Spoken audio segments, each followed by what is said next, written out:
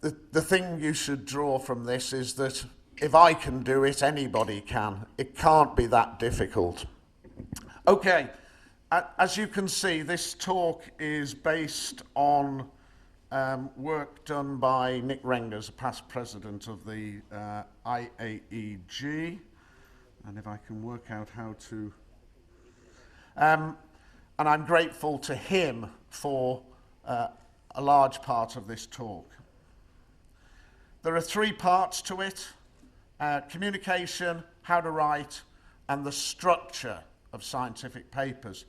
But there aren't fixed rules, and I have to say that the way I learnt it was I worked with somebody more experienced than me, and they taught me. And it was only later that I sort of got into this trying to explain how it should be done. So experience matters. Another thing to say is this is a 45-minute talk that I've got to do in half an hour, so I'm not going to hang around. Communication. What is the purpose of a scientific paper? Well, it's there up on the screen. Communicate new, original knowledge, and that's important, new and original. Not the same old stuff you've churned out endlessly, new stuff. And it has to be of use to other scientists. So the information needs to be reported clearly, in an unbiased, concrete, coherent, and logically structured manner.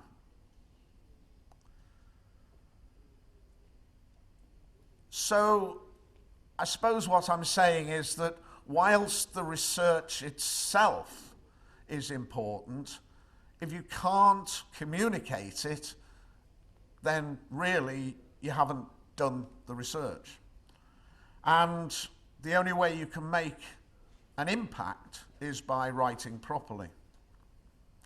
So, in essence, you're marketing your research. You're selling it to your audience. Now, I don't really like this slide, okay? Because, as some of you will know, I have, although I am a quasi-academic, I do have problems with these bean counter ways of judging our research. But criterion exist. The Science Citation Index is the main one, although there are others.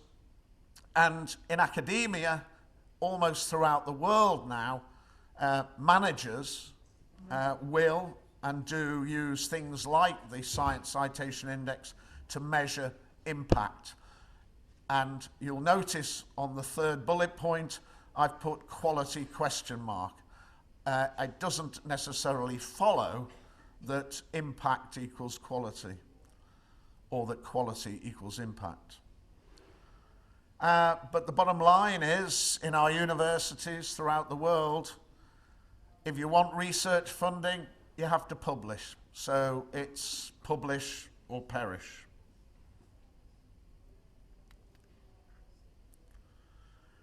And remember that communication is not simply for the other 3 people in the world who are interested in your particular piece of research.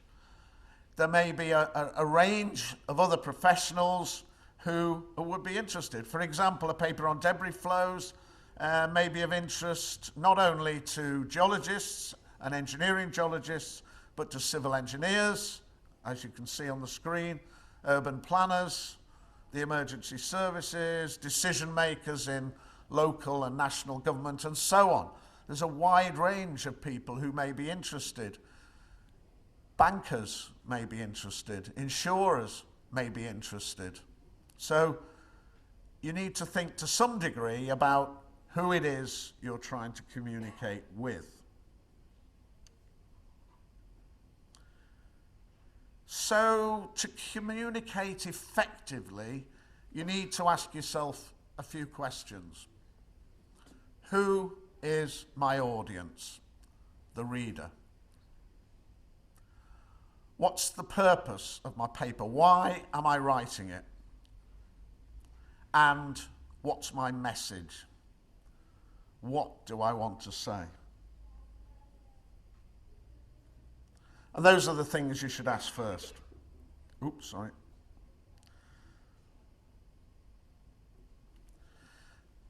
Some references are here, but I don't want you to write them down because I gave this talk, or a very, very similar version of it, last year at the IAEG Congress in Torino, and that talk was videoed and is on the IAEG website, so you can have a look at it there. And this PowerPoint presentation will be put onto the IAEG website in a few weeks' time, so you will have access to it, both the video of it and the slides, should you wish to have a further look. But these are some of the source references about communication. So, how to write? Well, the standard approach, and there is no such thing as the standard approach, but the standard approach is to define the content, to write an outline, to write the first draft, and then to revise and polish.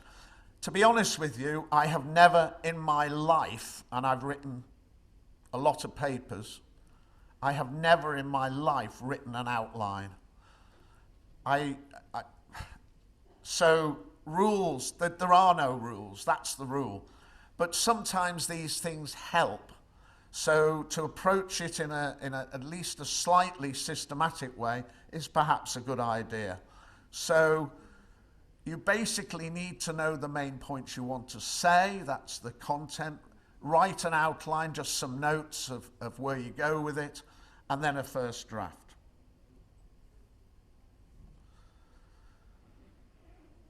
If you find that that approach doesn't work, then here are some more ideas for what you might do. First of all, as I've said before, ask yourself about the purpose and for whom the paper's written. And ask yourself how you're going to achieve that. Brainstorm, talk, do anything. Get ideas going through your head about, what it is you want to say. Then have a rest of a day or a week or even longer. Get your ideas down to a few sentences.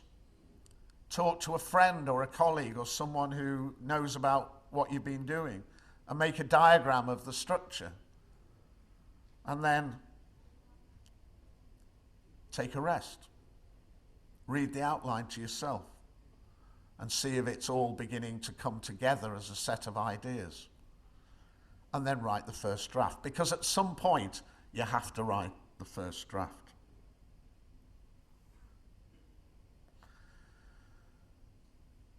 We all are affected to some degree by what we call writer's block. In other words, the inability to get started. Mine is that there's usually something else I'd rather do, but then I've been doing it for 40 years, so that's acceptable. For the rest of you, it's not. But don't be too self-critical. Just write something down. Get started. You're not fixed with what you write down. You can change it later. Start in the middle if that's easier. Describe the work you did in the field or the laboratory if that's how you feel comfortable. But just get going on it. And describe to somebody what it is you're trying to say in about 15 or 20 minutes, and get them to make some notes. So at least you're beginning to get some sort of idea of what it is you want to get over to your readers. And now, having hopefully at least begun to get a feel for what it is that you want to say, let's just look here at the structure of the paper. Now, these are not the titles necessarily of the sections of the paper, but they broadly give you an idea of what are included in those different sections. The title, the abstract, the keywords, I'll come back to those. The introduction is your starting point. Then the materials you've used and the methods, the results, a discussion, and the conclusions. And finally, the references. I'll look at each of these in turn now. The title, basically to attract a reader's attention and to identify your topic. And the thing is that it should be short. 7 to 10 words, perhaps, but short. Accurate, simple, clear. So here are some examples.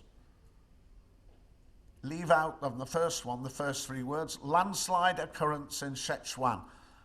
To me, that's short, to the point, and clear. The paper is about landslides and their occurrence in Sichuan in China.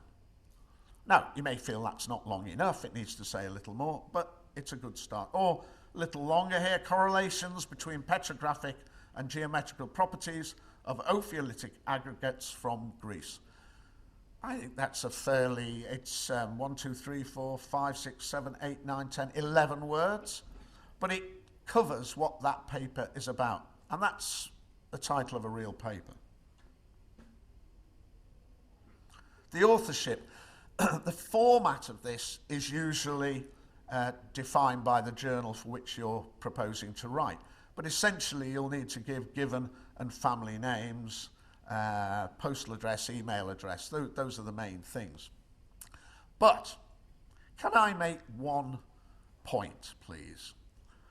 You're producing a list of the authors, people who have written something in the paper. Before you start, can you make sure that the other authors, beside yourself, actually are happy to have their name on this paper? Now, as you, in passing, you may have realised I'm the editor of the Bulletin of Engineering, Geology and the Environment, and we do have cases, real cases, where authors, after they've submitted a paper, suddenly write to say that they don't agree with what the other authors have written. This is after they've submitted the paper, so do check your colleagues that at least before you submit it, that they're happy with the paper as it's being submitted. So anyway, so the authorships. Some journals restrict the number of authors. It might be 10 or something. Others, you can have 26 if you wish, but do check. Sorry.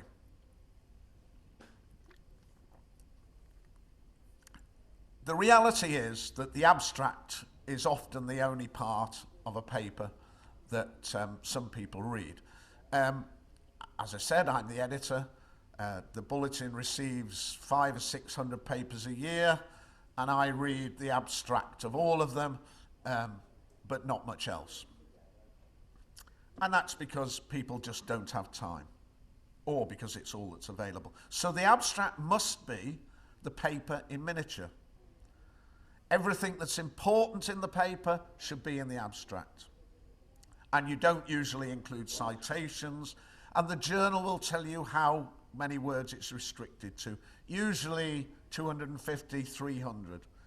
And it's usually recommended that the abstract is written last.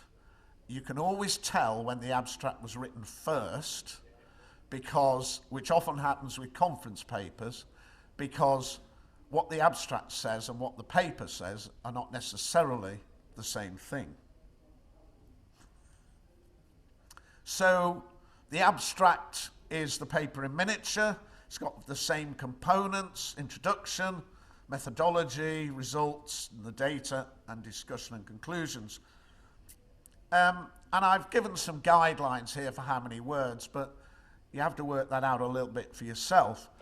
But it just gives you a flavour of you've got to sum up that introduction in 50 to 60 words. The discussion and conclusion, 70, 80 words, something like that. It's not easy. It's a hard thing to do. Keywords. Most journals these days want keywords. They may even define the ones that they wish you to use. In other words, you need to take them from a list. need to be a bit careful with this and think it through, because sometimes when you're searching for other references, it's the keywords that you'll actually be searching on. And as a result, you know, whether somebody reads your paper may be totally dependent on the keywords that you've used. So it is worth spending a little time on those. The introduction, broadly, these are the things that you should be doing. Definition of the problem and description of its importance. Why you did the research. A summary of present knowledge, basically a literature review, and usually at the end of the introduction, what questions your research and this paper are seeking to answer. And as an editor, one of the first things I check, having read the abstract, is the last paragraph or the last few sentences of the introduction to see whether the author has actually told us what the questions that their research were answering are. For case histories, it might be a little bit different because you might need to describe the site and site conditions. Part of the introduction, as I say, is the literature review. And this is basically providing a short inventory of existing knowledge. It relates your work to what others have done. It, in a sense, justifies the topic of your research and the design of your research program and the methodology. But you only really include those references that are of importance to your work. That may not be true if your paper is a review paper, because you may want to include a lot more references. But as a general rule, it's the ones that are most relevant to your work that should be included. So, the literature review. What do we already know about your subject area? What are the main characteristics and issues, concepts, theories, debates? Where are the inconsistencies in current knowledge and the shortcomings?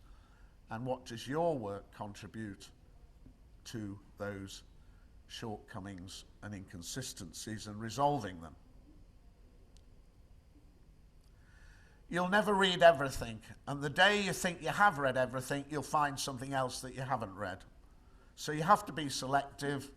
You have to use different methods for finding relevant literature. Often you'll know a lot of it, but you do have to be selective. That's the important point. And it suggests here, although personally I've never done it, but it's a technique, not just to read a reference, but underline the important or highlight the important bits and make notes. Can I say, don't do it in books that belong to a library. I know we're moving into a digital age, but please don't deface library books. And this is very important, do not plagiarize. Plagiarism is essentially representing another's idea or expression as your own. You can quote what others say in quotation marks, but put a reference. That's okay. But don't pass something over as yours when it's not. And you'll usually be found out because there is software available that helps editors and reviewers do that. So, the methodology. Basically, what did you do to answer your scientific question? What equipment, what materials did you use? What measurement methods did you use? And what calculations and other methods of analysis did you make?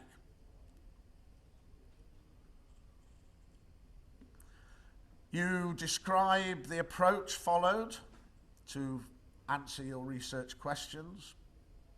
and you describe and define the methods and the procedures, etc., the standards you've used, and so on.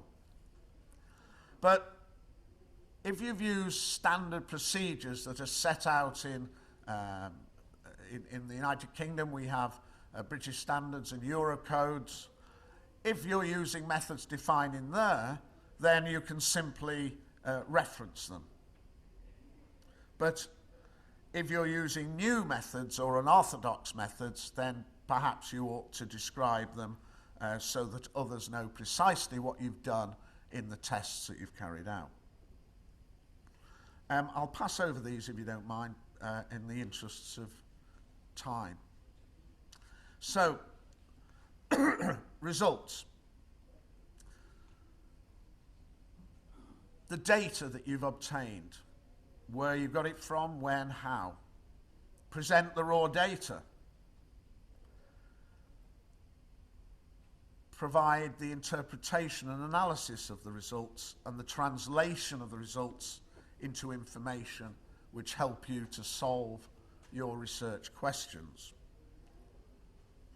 And sorry, I'll just pause here a moment. I apologize that I'm going through this quite quickly, but you're not going to absorb all the points simply by listening to what I'm saying. You really will have to come back to this lecture and study it more carefully. But I don't have enough time to go through it slowly, and I apologize for that. The discussion now, in the introduction, one of the main issues was to define the research question. And in the discussion, we, in essence, close the loop. We provide the answers to our research question and discuss them. We refer back to the question in the introduction. And we discuss the reliability and the limitations of our results. We discuss if there are contradictions with others' work, and we make recommendations for further studies of similar or related problems. And here, you're allowed to be a little more subjective, a little less objective. You can include opinions and you can speculate. With the interpretation of the results, you should be comparing them with other published findings and pointing out any shortcomings. But you don't introduce new results into the discussion.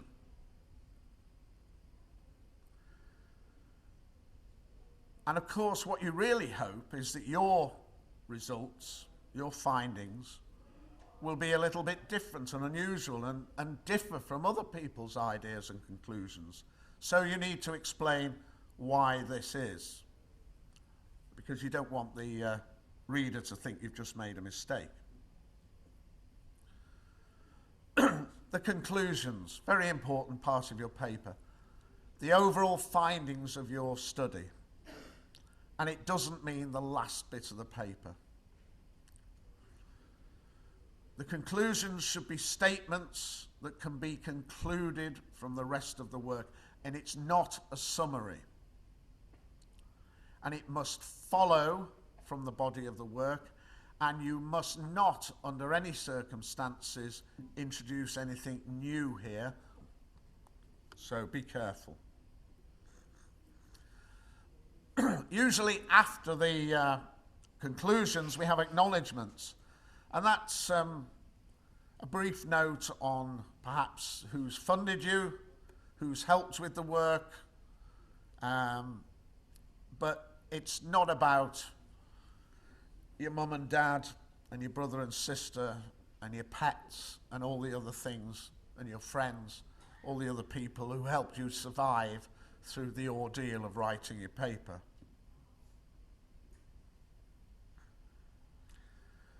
Now this is just a guide, okay? We've talked about, this is about how big should each part of the paper be. There aren't really any rules, so here are some rules. We've said about the abstract, about 300 words. Introduction, 20%, it's a guide. Methodology, 25%, it's a guide. Results, 40%, it's a guide. Discussion and conclusions, 15%, it's a guide. The references. Well, once upon a time, when I was reviewing, I used to correct everybody's references because there is hardly a person who publishes a paper who actually presents a reference, all their references correctly. I am the only person in the world who does this because I have spent a lifetime in searching for the correct way of presenting every type of reference known, and I've got a new one today. The 8th Asian Regional Conference of the IAEG I think it was in Bangalore a few years ago. I knew it existed, but I had never seen the original published volume. I've now seen it, and if you were to look in my notebook, you'd see I've got there the editors, the publishers, the full reference, and it's correct. And if you ever quote a paper from there and you haven't done it correctly, I'll be coming back to you with the correct format. Why? I hear you asking of this nerd. The answer is because it's easier for other people to find the reference if you quote it correctly. And it's one of my little obsessions that come along, as most of you will find in old age.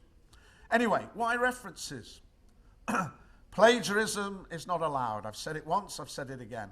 And the use of references shows which is your work and what is the work of others. As I've said, readers can check original sources. It provides a justification for statements made in your paper, and it safeguards you a little bit against mistakes made by other authors. So, if you say something and it's wrong, but it turns out that it was the other author who said it, then it lets you off the hook a little bit.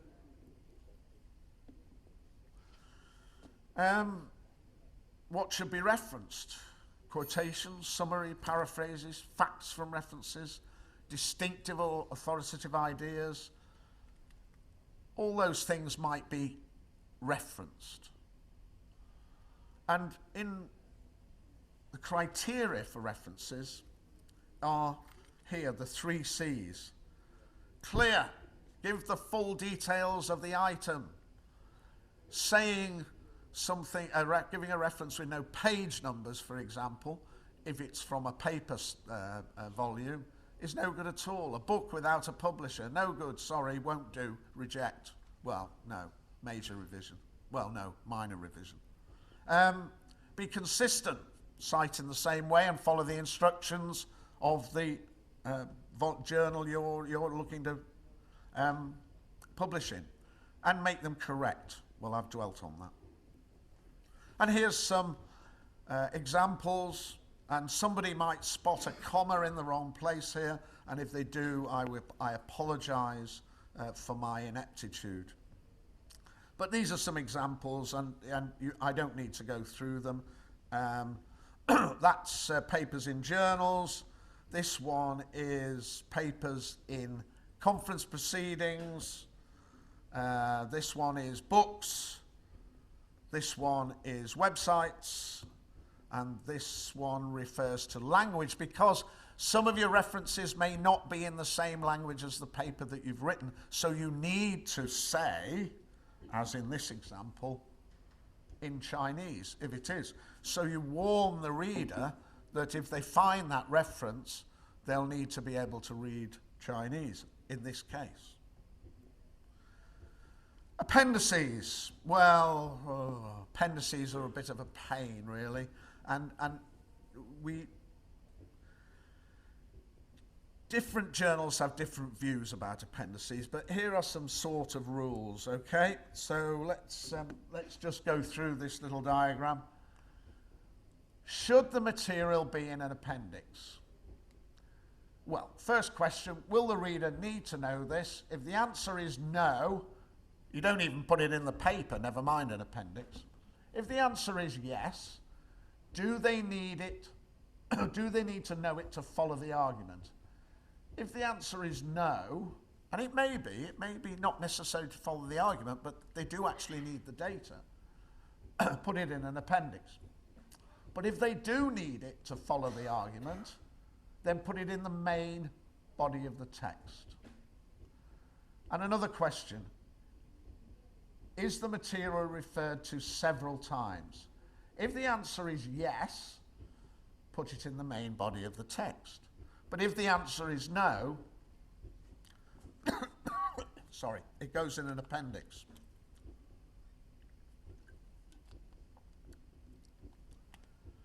So, when you've finished writing, here are some of the things you need to check. Completeness. You'd be surprised that people do forget to put an abstract in. Accuracy. In whichever way you want to interpret that word, make sure it's accurate. The layout. You need to format it according to the layout of a journal.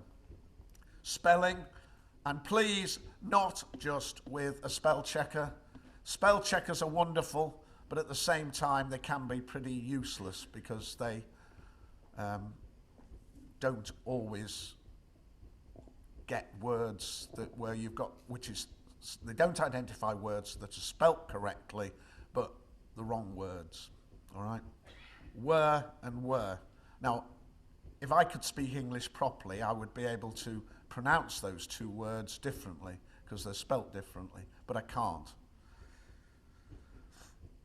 because of where I was born. Grammar. Check your grammar. And if you're writing in a language that is not your first language, get somebody else to check your grammar. Because if the reviewer can't understand what you're saying because your spelling and your grammar is wrong, the reviewer will reject the paper, or may do. Numbering, just check that figure 2 comes after figure 1 and so on. Illustrations, are they all there? Copyright. Sorry, but that's the way of the world, copyright. You need permission for some diagrams, particularly if you borrow them wholesale from somebody else's paper. You can't just do it. You have to go to the copyright holder, usually the publisher, and ask for permission. And you need to check that the paper follows your plan and answers the question posed. And when you've done all that, read it again, and again, and again, until you're so bored with it and you can't find any more mistakes. And when I started editing, I was told a little rule. And I was told that if 6 people read a paper which had 100 mistakes in it, those 6 readers would find 94 of them. You'll never find them all. There's always a mistake. Well, nearly always. Okay, so we're getting towards the end here. These are some of the references that Nick Rengers and I have based this presentation on. If you look at the PowerPoint presentation on the website, you'll be able to see these. I've included a publication about peer reviewing as well there, and how papers are managed by scientific journals, and that has some interesting stuff in as well. And almost finally, the most important advice for writing a scientific research paper. KISS. Now, that's a wonderful word because now I've said it, you're all going to remember it. But what does it mean? There you are. Keep it short and simple. Don't do what I do. I write long papers. You should not. Keep it short and keep it simple. And maybe another rule which I follow, maybe this is the right one. Never write one paper when 3 will do. That has the advantage of, firstly, keeping the papers shorter, and you get 3 papers cited instead of 1. I'm not sure you should take that last comment seriously, but keep it short and simple, definitely. Thank you all very much.